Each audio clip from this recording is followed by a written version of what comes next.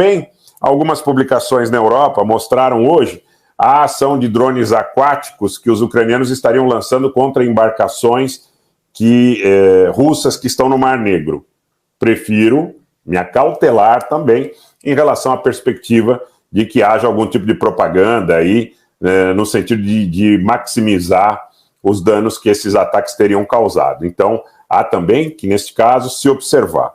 Agora, um negócio que eu quero mostrar para vocês, e eu acho que faz muita diferença para o esforço de guerra da Federação Russa, é essa relação complicada, complexa entre o senhor Erdogan e o senhor Putin. Me parece que, sob o ponto de vista do interesse da Federação Russa, não é muito interessante. Eu vou mostrar para vocês por quê. Vou mostrar aqui para vocês uma publicação, deixa eu só achar ela aqui, e eu vou compartilhar na íntegra aqui, para que vocês possam observar. Vou mostrar uma coisinha para vocês, pessoal. Pessoal, podem encaminhar os superchats, daqui a pouquinho a gente passa por eles, tá? Vamos lá. Deixa eu mostrar aqui para vocês por que eu acredito, não é, que essa questão, inclusive dos lobbies pró-turcos que existem dentro da Federação Russa, não são do interesse da Federação Russa a longo prazo. Vou mostrar aqui para vocês. Tá aqui, gente. A Turquia estaria secretamente entregando grande volume de munições cluster para a Ucrânia. Os canais internacionais do Telegram chamam a atenção para a marcação de projéteis de cluster M48-3A1 de 155 milímetros, cujas fotos teriam sido postadas pelos artilheiros das Forças Armadas da Ucrânia.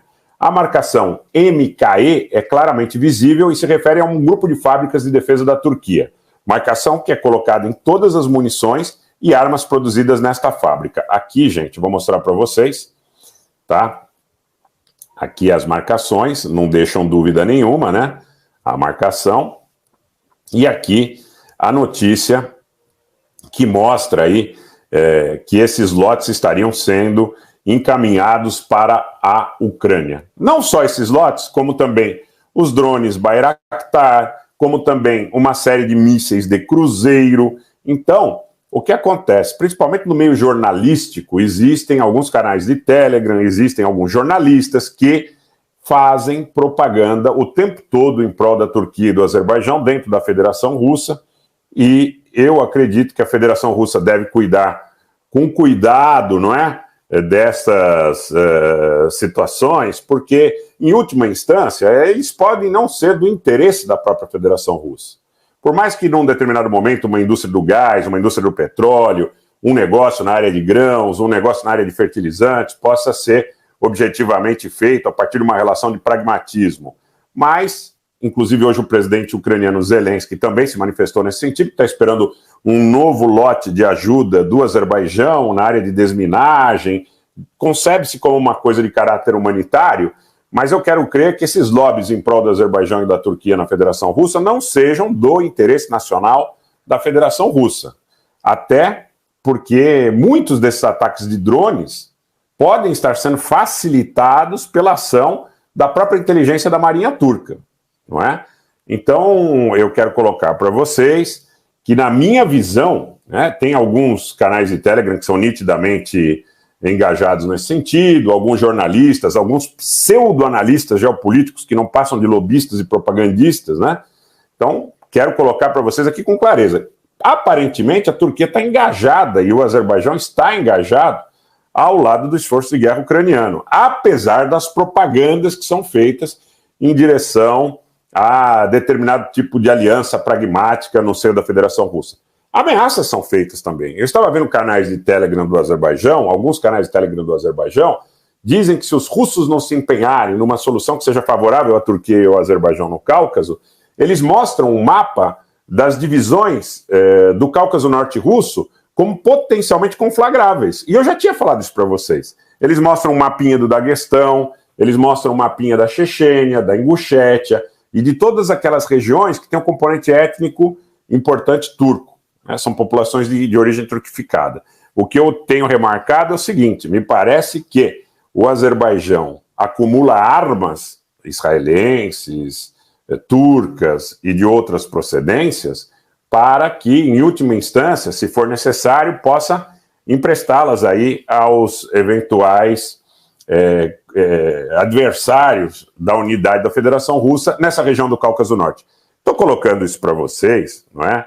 Porque é fundamental que se entenda a dinâmica do conflito sob uma égide clara, e não daqueles que fazem a defesa de interesses de grupos políticos ou que fazem narrativas cujos interesses sejam internos ou sejam externos e estejam respaldados pela maneira com que as notícias são dadas. Está acontecendo um negócio muito grande também na Síria, gente. Nós tivemos, nos últimos 2 dias, execuções de dezenas de soldados sírios. Em um único ataque, 33 soldados sírios foram executados por um grupo terrorista apoiado pelo governo, muito provavelmente pelo governo da Turquia, quiçá pelo governo dos Estados Unidos, ali com a logística propiciada pelas bases que existem, tanto em Al-Tanf, como em Shaddad, como em Omar, como em Konoko. 33 soldados sírios foram mortos. Eu coloquei para vocês uma imagem, a última imagem desses soldados sírios no ônibus, antes deles serem executados, que foram veiculados nas redes sociais. Agora há pouco, chegam 2 notícias muito preocupantes. Canais de Telegram turcos dizem que o exército sírio estaria envolvido de alguma forma em ataques contra 3 bases dos Estados Unidos, Shaddad, Omar e Philips Konoko. Eu particularmente acredito que devam ser ataques feitos por grupos pró-iranianos, mas quero observar, tá? Porque se for realmente o exército sírio, é um desdobramento muito maior, tá? Esse é um ponto que a gente precisa observar. E logo depois, tem questão aqui de 15, 20 minutos, pouco antes de eu entrar aqui no ar, chegou a informação do Líbano também, que na região norte do Líbano, não na região meridional, né? Setentrional, na província de Akkar, no norte do Líbano, tá? Há uma poderosa exibição de força da Força Aérea Israelense voando a baixa altitude. 2 coisas podem estar acontecendo aí. Pode ser que aconteça daqui a pouco um ataque contra a Síria, em função dessa localização, ou nós podemos ter uma conflagração de alguma maior significância dentro do Líbano, porque está completamente aliado estão alinhados os fatos de você ter uma conflagração na Síria e no Líbano de maior importância. Tá? E esse é o segundo ponto do conflito global que já eclodiu. Na Síria, as coisas já estão muito mais sérias do que muita gente pode acreditar. Porque na medida em que você tem ataques como aconteceram, coordenados, contra soldados sírios, tanto na região de Idlib, como na região de Derzor, como na região do deserto de Badia.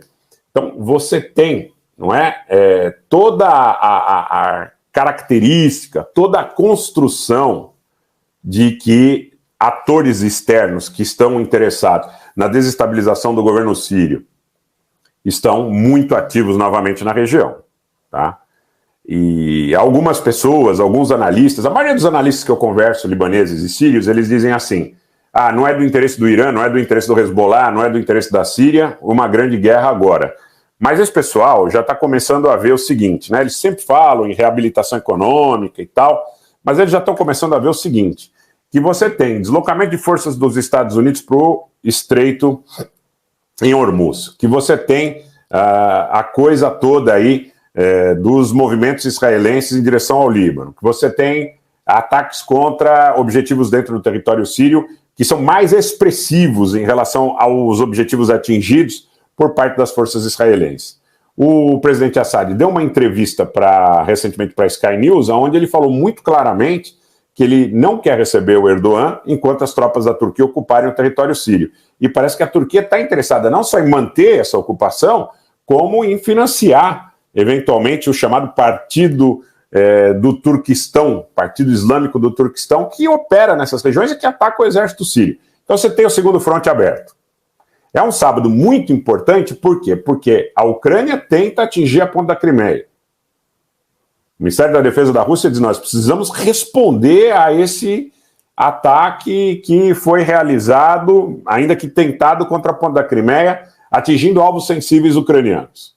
No momento seguinte, você tem vamos dizer assim, um empreendimento da Força Aérea Israelense no Líbano. Você tem estas ações contra o exército sírio. Então, pode ser Pode ser, é uma hipótese, que nós estejamos chegando perto do conflito no Oriente Médio.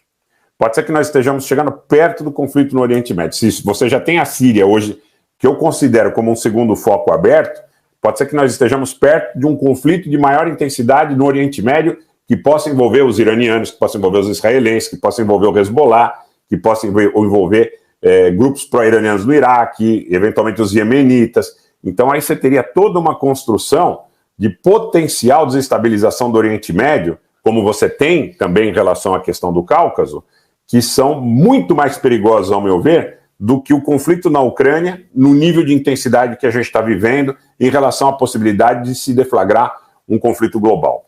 O jornal israelense Jerusalem Post está dizendo que há informação de agências de inteligência europeias de que o Irã estaria muito perto de realizar um teste nuclear. Eu vou dizer para vocês que eu não acredito nisso.